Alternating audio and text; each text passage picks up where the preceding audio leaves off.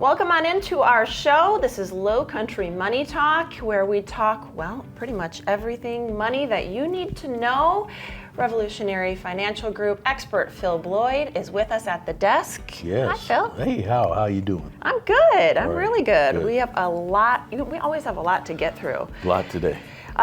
Particularly today, though, it's the end of the year. We're starting to really wrap things up. We have a lot to know. So Right. for our investors, our retirees, Sure. what should they be thinking about Okay. right now as we wrap up the year? Let's look at some year-end things. Okay, so for year-end things, of course, if you're over 72, it was changed a few years back from 70 to 72, from 70 and a half to 72. So just make sure you know that at 72, you can do April 1st following your 72nd birthday, but if you're 72, Okay. let's look into required minimum distribution. Yes, all right. If you miss it, it's a 50% penalty. That's a big one. Yeah, so if you're not sure, call your investment firm and say, hey, did I take my required minimums for the year or whatever, because if your minimum's 10,000, you don't want a penalty of 5 because they're gonna make you take the 10 anyway. Right, okay. So required minimum distribution. You want to do that. That's one thing. Let's look at tax harvesting. So the market's been down a lot lately, and it's because a lot of people at the year end, if in their non-IRA account, they may have some capital losses, and they may want to take some of their capital gains, offset the losses to zero out those gains, and maybe buy some different positions. Is something I might look into doing right now. But tax harvesting, that's another thing. Okay. Roth conversions. Okay, so the current tax code that we're under, it sunsets in 2020, at the end of 2025. So after 2025, the 2026 tax year taxes will go back to the way they were 8 years ago, and that means they're going way up. Okay. So Lots to think about. Roth conversion. Lots to think about. Okay, well, that's good to know though, because we have a little bit of time. We want to make sure we get these things accomplished. Okay, right. Now let's talk a little bit. We've used the R word a few times on this show because economists have shared concerns about a global recession. We had our 2 negative quarters.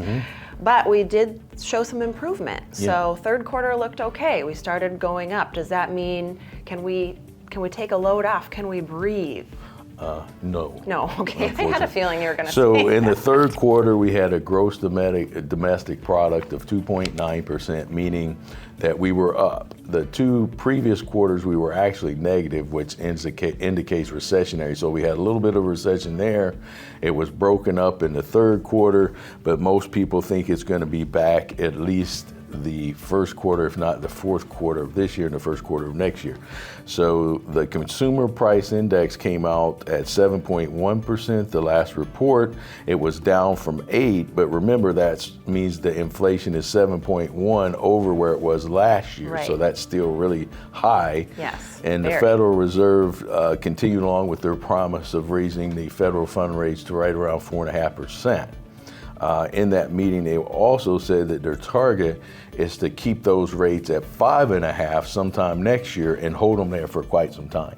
Wow, okay. So that's the rates that banks loan money to each other at and go to what they call the reserve window or whatever. And we had been experiencing such lows. We got used to that, but it's time to go up. Yes. So that's trouble. So all that, if you put all that in a big bunch, the first quarter of next year is probably not going to start off too great.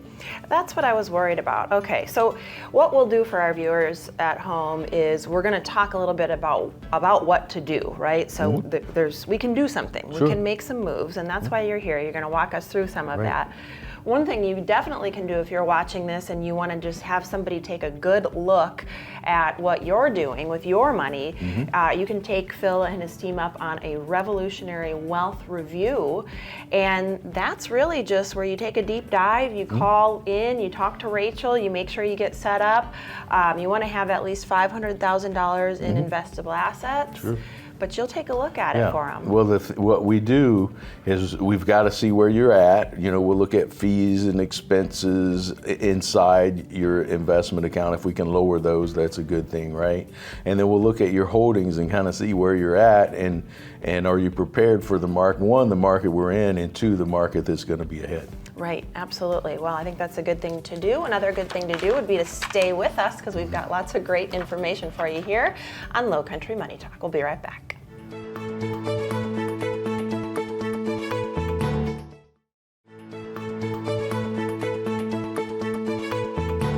Welcome back. This is Lowcountry Money Talk. We've got Phil Bloyd here once again with us at the desk with the Revolutionary Financial Group.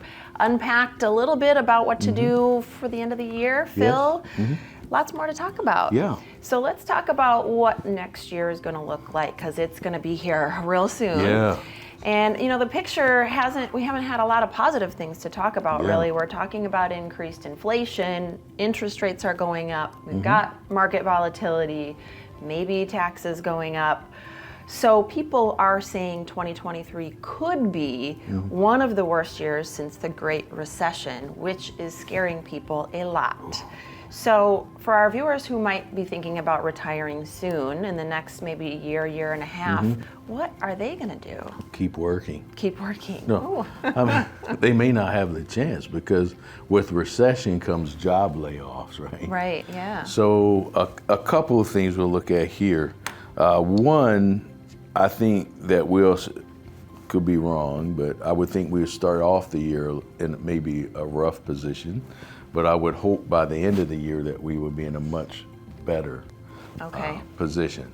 Okay. But, we've got some things that are causing concern to me a bit. So the Federal Reserve is raising interest rates, right, to deal with inflation. And there's too much money in the system.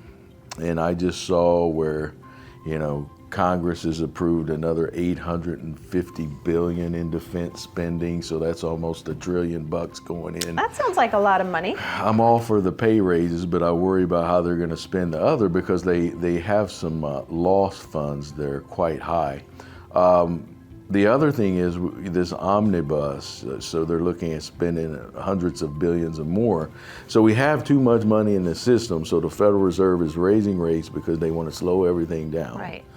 But yet the government keeps approving more into the system. So again, we're still not going the right way. So the Federal Reserve said, hey, we're looking to get these rates at 5.5%. They're at 4.5%, but we're looking at leaving these rates at 5.5% for a long while. Okay. What does that do? Well, so far, since they were wrong about the transitory... the new word we learned. That's inflation, right. Yes, that's right. They've done everything they said they were going to do. They said they were going to get the interest rates at 4.5% by the end of the year. That's where we're at. So there's been about 4 bear traps, or we can call them bear market rallies. Okay. And they've all been based on goofy assumptions that the Federal Reserve wasn't going to raise the rates as much as they said they were. So I kind of stuck to the idea that they were going to do what they said they were so far. And then the 5.5, I'm guessing they're going to do what they said on that too. And keep that for a while. So we're going to have a few more rate hikes coming in the first quarter, and then they're going to get them at that 5, and they're going to hold them for a while. Right. So when they raise those rates, we're going to start seeing those unemployment rates go up. Right. So if I'm a senior and I'm close to retirement, I would really watch my 401k closely. Okay. Because, as we always mention, the rule of 100, you take your age, you don't put any more than that at risk in equities. You go more on the safe side with the other percentage. The other problem with that is if I'm getting really close to retirement, I need to make sure that that's looking in place with the rule of 100. Because as we went over in our previous shows, in a typical bear market, the S&P 500 index will go down between 35 and 40%. That's a lot. It's down just under 20 as we're here today. Right, so we're not done. No, is what so you're saying. I'm about to retire or I'm going to get laid off. Pay attention to your 401ks. Do not, let that just blow up and go down another 20%, and then you're out of a job. Well, and that's what I was asking you a little bit before the show. I mean, what do we do? Are we holding, or are we making some moves? So it's a good idea to take a look. For our viewers who are watching, any quick tips to maybe help them sort of navigate some of this? There's a lot of uncertainty. Well, one of when people come in to see me at Revolutionary Financial Group, one of the largest concerns that retirees have is, running out of money. Yes. So we do have a book that you can go on our website, look up. It's called Will Your Money Last as Long as You? That's got to be one of the biggest fears, right? Right. I would recommend they go read that book. That sounds like a good book to read, because that's a question on a lot of people's minds. So we're going to answer for some of that. We got another whole half of a show for you folks at home, and we're going to do that after this break.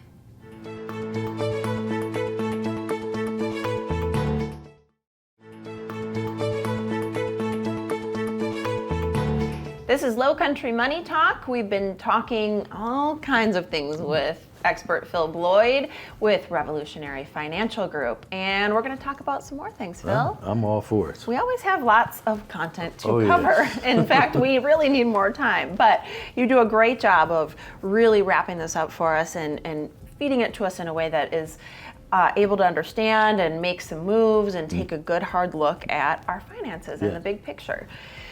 What I want to talk about right now, though, Phil, is when folks come to see you, Revolutionary Financial Group, you and your team, you really have a different way of operating. And I want to unpack that a little bit for our viewers. Sure.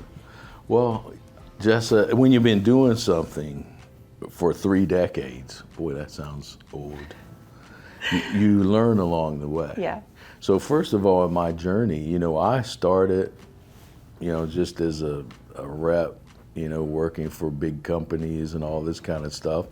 Moved into middle management like a lot of people in their profession. Then I moved into upper level management with huge Midwestern companies, and I was recruiting, training advisors, all of that kind of stuff. You followed this career path right to some big spots. But the problem that I always experienced was when you're working for these large firms, you got to kind of toe the line. Yeah. And you may say, well, gee, if I had my druthers, this is where I think the client, may need some more help in there. And they're like, well, they would set the perimeters. And so. Yeah, they've got sort of maybe a little bit of an agenda, not always looking out for exactly what might be in the client's best interest. You get the fiduciary thing, but the company signs your check. Right. So in developing my firm, first of all, Revolutionary Wealth Management Incorporated is a firm that I own. Yes. And that's our registered investment advisory company. And of course, I am an investment advisory rep through the company that I own. Through your own So who company. signs my paycheck? You do. Exactly, but the clients approve it. There you go. So I'm able, with that independence and that freedom, to sit down with you and say, hey, I got 31 years in all the ups and downs and 5 bear markets, behind me. So in what you're telling me, let's develop a plan based upon my years of experience and what you're telling me you want to achieve. Right. So when we put those two together, we have a winning situation. Yeah, absolutely. So as being an independent, we have that freedom to say, hey, I always tell people the only person that tells me what to do is my wife. There you go.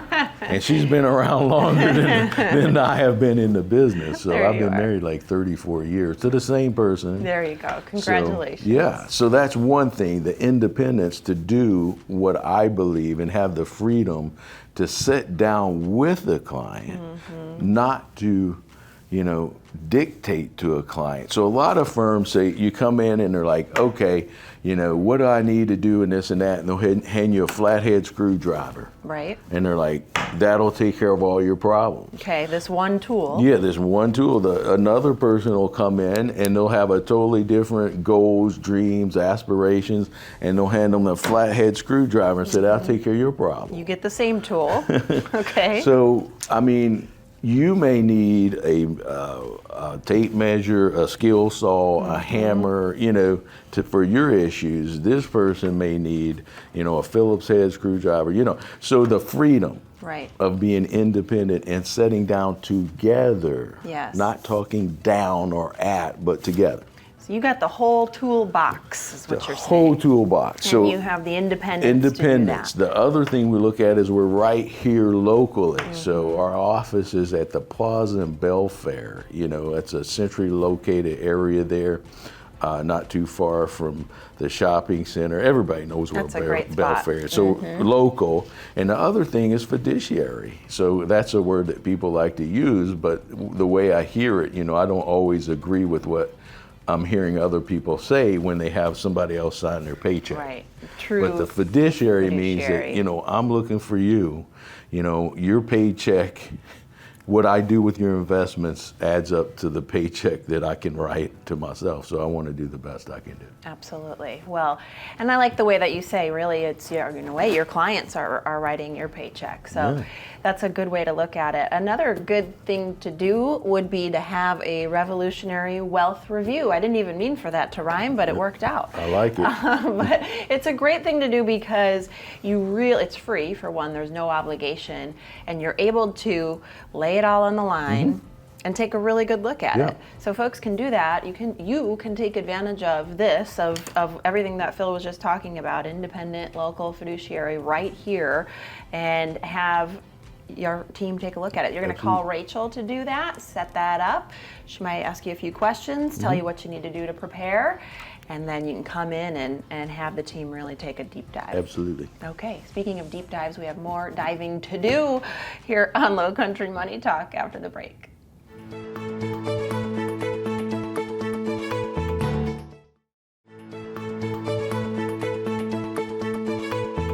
Okay, this is it. This is the one where we wrap everything up for you. This is Lowcountry Money Talk. It is. It's zipping by.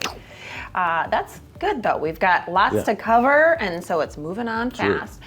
What I want to talk, though, about, Phil, is a little bit for our viewers at home about fear. There's fear out there. I think people's biggest concerns, especially if you're in or nearing retirement, is are you going to outlive your money? Yes. And I think for viewers at home, we want to address some of that because people are afraid that, we've had such volatility. It's been a strain on people's income. We've had inflation. We've had all these things to talk about, including throwing my pen across the desk. That's how You're upset about it. Relax. It's going to be okay. But for viewers who are afraid, let's do some income planning and talk us off the ledge, will you? Okay, let's do it. Okay, so talking you off the ledge doesn't mean, okay, just leave everything the way it is and it'll be okay. Well, maybe not. So the first thing we need to do, we've been talking along the show here about this revolutionary wealth review. Let's see where you're at. Maybe we're in some positions that maybe we need to change those right now for the current market. Don't just hang into those positions and let them take you down another, 20% or so. And then you're going to. So let's do that. Second of all, do you even have a plan? Yeah, well, that's important. You know, I've been doing so many income plans lately, I've added another person to the team just to do income plans for people. Well, and you've talked about that a little bit on the show, and that was actually really eye-opening. Having a portfolio doesn't mean you have a plan. No. It just means you have a portfolio. The plan is extremely important. So the best way to know if you have a plan is when you sit in front of me, I say, explain your plan to me, Jessa. Yeah, I'd be nervous. I'm nervous right now. But see, the thing is that can also add to the stress. Right. So if I had a plan, and the plan was, look, I'm following the rule of 100, come heck or high water, Katie bar the door, whatever, okay? And I have a little more in depth than just that, but I have this plan. And I follow my plan. And then it's like, we already talked about this. Phil talked about, we talked about, whenever people come in, always in a good market, in a bad market, whatever the market's doing, I'm like, we need to prepare the rule of 100. Right. And they're like, oh, the market's doing so great. I want more than 30% in equities if I'm 70 and this and that and blah, blah, blah. And that's, when I have to do a little, persuasion, but it's like, you're doing great now, but So. And so you're supposed to stick to the plan. Can you give us the elevator pitch of the rule of 100 for folks who haven't seen the show or are familiar with your So the rule of goal? 100, I'm going to take my age. Let's say I'm 70. I only want 30% of my holdings in equities. Okay. And that would be like exchange traded funds, growth mutual funds, individual stocks, blah, blah, whatever. The other 70% has to be in something where my principal is protected. Usually, we look at government, bank, or insurance. It depends on you, but those are kind of the options out there for the other. And the point being, if we position the equity portion where we have low expenses, okay, and we're able to track it really well, maybe we don't need to risk as much, especially at 70. Okay. I had a person, client, I know we're running out of time, but I had a client come to me and he's like, hey, I wasn't a saltwater fisherman at all. And then when I moved down here, I heard you're supposed to go out in your boat at low tide and take pictures and figure out all that. We're at low tide on the market now, so now you're seeing where your problems are. Look at that. I love the analogy. It's great. A great thing for you to do as we wrap up our show, if you want something just to get started and kind of take a look at some of the philosophy that we're talking about today, you can actually go to the website, so revolutionaryfinancial.com. There's a booklet that folks can read, can download, and if you are afraid of running out of money, which I know a lot of our viewers are, it's a good fear to have. There's lots of reason for it. You can read this, and it kind of walks you through a few things. They should do it. And I'll have my book out soon, and they can download that as well. I can't wait. Can't wait for that. And I can't wait for our next show. Phil, it's been a pleasure. All right. I've enjoyed it. Thanks for watching Lowcountry Money Talk.